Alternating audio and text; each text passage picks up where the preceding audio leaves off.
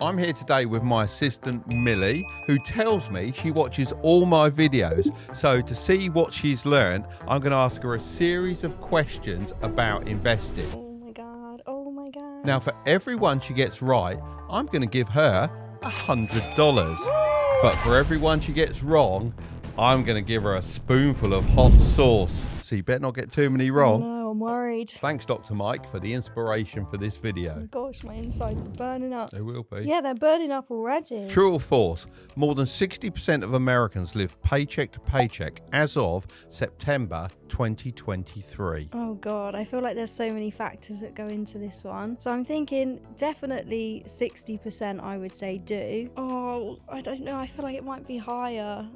But my gut's saying true, so I'm gonna have to say true. It is true, but what's even more surprising is that over 50% of Americans earning over $100,000 a year are also living paycheck to paycheck. So you win $100. Oh, honestly, I can take a breath for a minute. I was really nervous about that one. True or false? Inflation is the rate of decrease in prices over a period of time. Well, it's got to be false because it's increase, isn't it? It definitely is increased. You know my dad? Yeah, big up Mervin. Good old Merv. Well, he's one of the hardest working people I know. And he used to work a 9-to-5 job. He used to mow grass on the weekend. He used to stuff money away in a shoebox and save in a very low interest bank account in the hope that he could retire one day. Well, you know he's still working because that money's been eaten away by inflation over the years. That's why it's so important to start investing young. Anyway, moving on. Name 3 different things you can invest your money in, but they have to be completely different. Wait, what? Stocks being the first, right? 'Cause you Yeah, can we'll invest give you money that there. In like housing, so real estate. Yep. Okay, cool. I didn't know whether that would count. Third one, can I say the S&P 500 or does that count? I'll give you that. Yeah, so basically you've got stocks, watches, gold, art, crypto, classic cars if you like. How about that one? And real estate, obviously you mentioned that. Now personally, out of all of those, my favourite is real estate. And the reason for that is because I can actually have a drive around and see my investments because they're a real tangible asset. They're never going to go to zero in value, so they're pretty secure. So I like real estate. What are shares? Sometimes they're commonly referred to as stocks. What are shares? I mean, oh god, right, I'm gonna have to process this. So if you own a stock, then you're a shareholder. That's what I've got so far in my head. I guess it's just like a small part of a company that you own. Well, I'm going to give you that one because when you buy a share, you become a stockholder. So you do own a small piece of a larger company. So you got that one. Oh. That's not bad, is it? Yeah, I'm literally, my heart is beating. I'm like, You're going to have some hot sauce in a minute, I hope. oh god, I hope not. If you invested £200 a month for 40 years and got a 10% average yearly return, would you become a millionaire? Well, I didn't know you were going to put maths in this for a start, but Well, you were a teacher. I know, it's just maths is not my thing. Okay, wait, so how much did you say? 200? Yeah, think about it. It's only a small amount of money, just £200. A month? Per month for 40 years at a 10% interest rate. I mean, if it's 10% because of compound interest, yeah? Yeah, you're absolutely correct.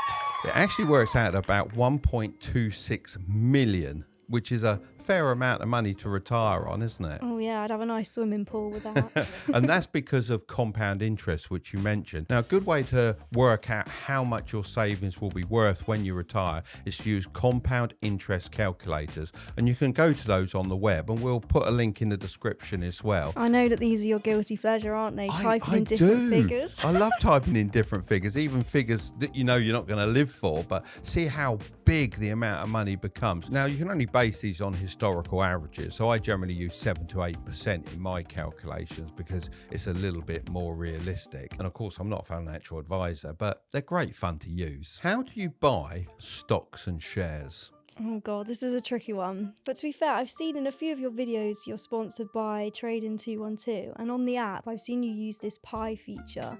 And I think it's like where you can see like what different companies or people are investing in. So then you could even copy that and replicate that yourself. You can also change like different features, like how much money you're pumping in each month and things like that. Not only that, if you sign up to Trading 212 at the moment and use the code Tilbury, you could get a share worth up to £100. If you've signed up to Trading 212, let me know in the comments what share you actually got. True or false? Bonds are generally considered less risky than stocks. Oh, Christ, right, okay, let me think about this. Stocks can go up and down at any point, and you always say how the market is unpredictable. And bonds, isn't that where you give your money to either a company or like the government and then they hold it? But there's no interest with that, so you can't really make as much money. But then if you do premium bonds, for example, you could win like $1 million or anything below that. What's the question? True or false? Bonds are generally considered less risky than stocks. Yeah, I would say so, because you either come out with the same amount of money or a little bit more, I guess. You almost got that spot on, apart from the point where you said you don't get paid any interest, when in actual fact you get paid interest throughout the whole term of the bond, and once the bond matures you get your money back after a set period of time.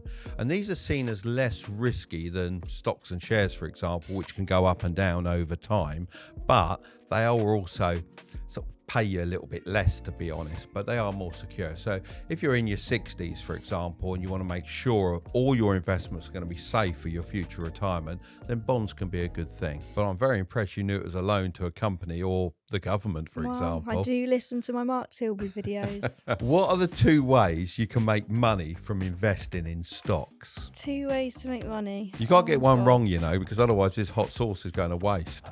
Well, I don't know. I'm trying really hard because I don't want to do it. The first way would be if, you know, they make more money, then your stock will increase in value, right? And then you could sell it because it would have increased in value. So you'll take profit from that. But then the other way, oh God, what would be the other way? I think this might be a don't know. No, I do know. If you leave it in, they pay you those dividend things. Oh! But I don't really know what they are.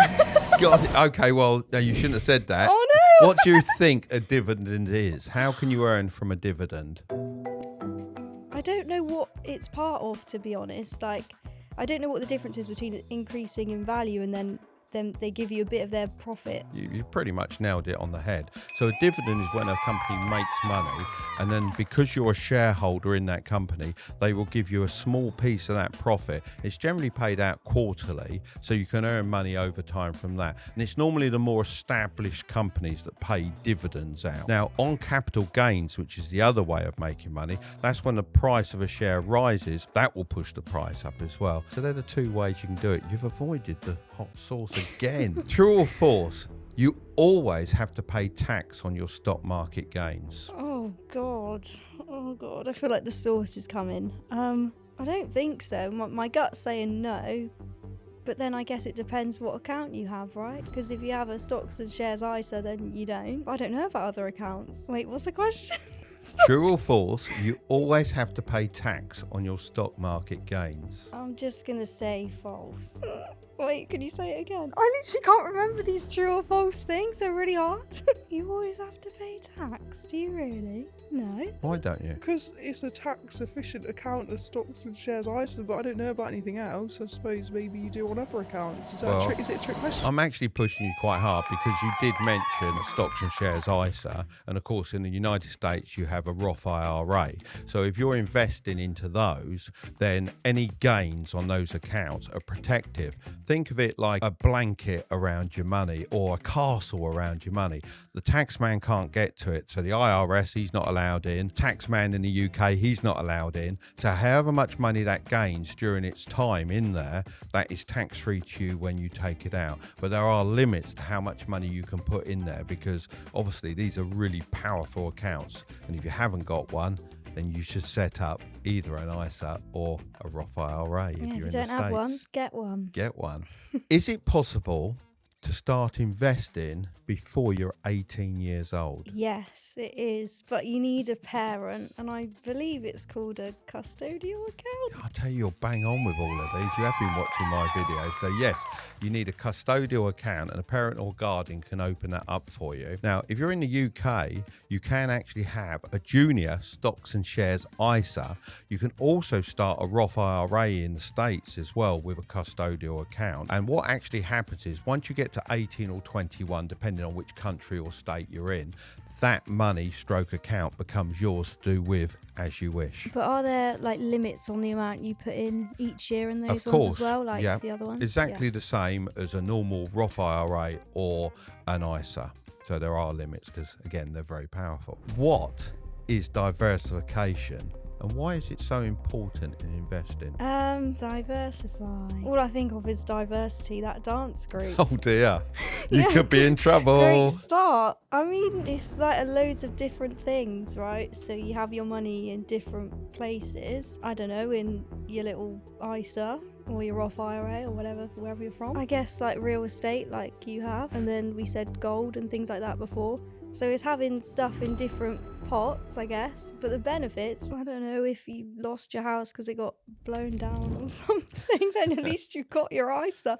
I don't know. No, basically you're right. Diversification is the way to go with any form of investing. It's having money in multiple investments. So real estate, like you said, gold, in crypto, in stocks and shares. So it's spread across the board. And diversification basically spreads your risk. So highly recommended. So the more things you have, the less risk you have. Essentially, yeah, because you're spreading everything out. What's the best way to invest in multiple companies with one investment? I think I know this one. Is it the S&P 500? This is a Tilbury special, right? I hope I got that right. Is that your final answer? Do you want to phone a friend? That's my final Do you want to ask the audience? Yeah. I don't think he's going to be a lot of help, to be honest. He wants you to see. He wants to see you eat the red sauce. It's not close enough, I don't think. What? Wait, an index fund? Too late. Too late. The S&P 500 is a type of index fund. Oh, And you can have multiple different index funds from, I don't know, technology, for example. You could have chemicals. You could have oil and gas. There are so many different ways you can build index funds up. So S&P 500 on its own isn't the right answer, unfortunately. You nearly avoided it, my but it's time God. for the hot sauce. Mark! No spilling it. You can have a little smell first. It's pretty hot. Oh, God. In Mark, I'm one. scared. In one. Can we rock, paper, scissors, and then if Mark loses, he has to do it? No, I was hoping you were going to have to do more than once. Oh, no. You've only got a few more guys, chances. I can't. The whole thing. Go on. No, Mark, I'm scared. I'm literally shaking. Oh, God, it smells horrendous. Come on. 3, 2, 1, Oh, God. go. Oh, my God. Oh God, it's going down. Next my question's coming up. Okay. What are the 2 ways that people use to try and pick the best individual stocks to invest in? To be honest, I didn't hear any of them. Don't worry, I'll repeat it because another chance for some more hot sauce. What are the 2 ways that people use to try to pick the best individual stocks to invest in? What? I literally can't concentrate, guys. I'll give you a clue. How would you do your research to buy your individual stocks and shares? Well, you have these crazy people that track the lines all the time. Oh, you're in trouble here, aren't you? Like, people just look at like the forecasting. I think that's what Do it's they? called, and And what's that called? the weather. No. Like, they look at the lines, and if it, like, they predict whether it's gonna go up or down, and that's like something they do. Like, oh my God, my mouth's like going crazy. Something that they do like day in, day out, or you look at, like, you called it the fundamentals, I think. So you'll look at like what they're about, and like, I don't know, their track history. Is that your final answer? No, I feel like I need to elaborate a bit. You could dig an even bigger hole if you elaborate, couldn't you? Am I digging a hole? I don't know, are you? Maybe. Okay, well, I'm going to give you 50% on that, so you're still going to get half a spoon of hot sauce. So basically, there's fundamental and technical analysis. Technical analysis is pretty much like you said. It's looking at the charts, and people that do that are generally day traders. By using that information, that technical information, they believe they can see if a stock or a share is going to go up or down in price. As a long-term investor, I prefer to use fundamental analysis, and that's where you look at the financials of the company, the leader of the company, and also the brand awareness of the company. As I believe this is where the true information lies as to whether the stock's going to do well or not long term. So, where's your spoon? Oh no. Only 50% this time. Yeah, let's make sure it's 50%. Yeah, that's Is 50. that 50? Yeah. Was that all right? So here we go with the next one. Why does You're right. Why does net worth go crazy Oh, after your first 100k? Oh god, guys. You can nail this with just 2-word answer. Compound interest. Absolutely perfect. That's exactly right. Just look at this graph. Mark, I'm a bit occupied right Looks like you're breathing fire. now. Sorry. Just look at how the chart starts to go really crazy, but it all happens after the first 100k. Getting that chunk of money as fast as possible is the key. Just think, if you can shave a couple of years off how long it takes you to reach 100k, how much quicker you'll become a millionaire. So you've done really well. You only got, how many did you get wrong? One and a I half? think so. So that's $1,250 you've earned for eating a little bit of red sauce. It's not bad, is it? Do you want me to do it again next week?